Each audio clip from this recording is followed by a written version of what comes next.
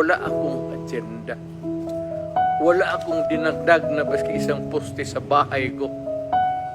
Wala akong bagong kotse. Hindi ako nakatikim ng Mercedes-Benz. Dinibdib ko talaga ang trabaho ko para sa bayan ko. Ano man ang kasalanan ko, na ginawa ko man ang lahat sa panahon ko para may konting katahimikan at mapayapa ang buhay ng Pilipino.